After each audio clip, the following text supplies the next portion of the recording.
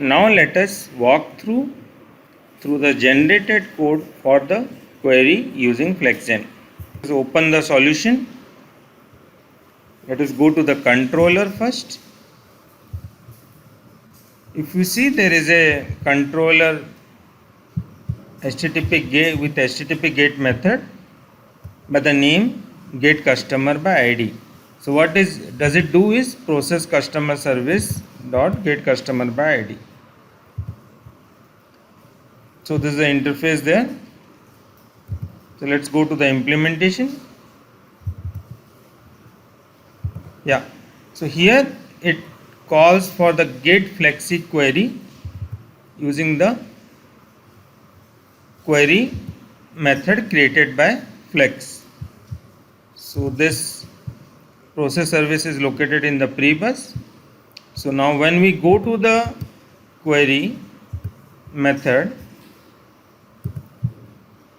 it is located in the queries folder in the domain.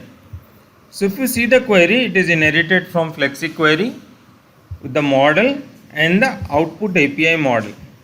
So the domain model is the customer that we created earlier,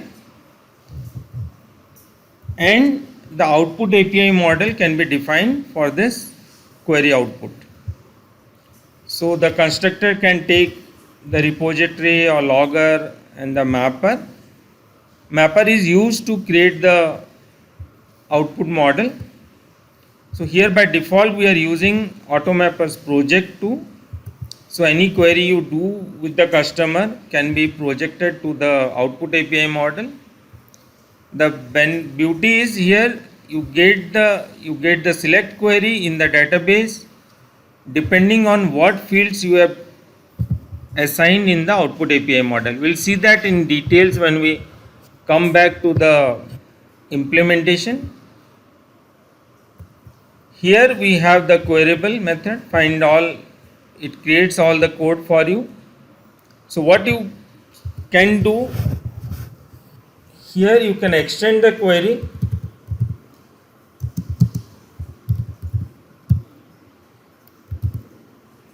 and you can write anything you want, but here we don't need anything.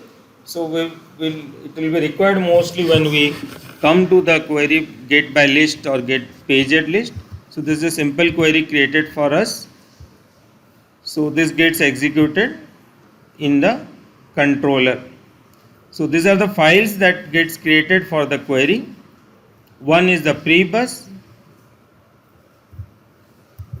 controller, you get a corresponding service and there is a corresponding interface for that, and the query file itself.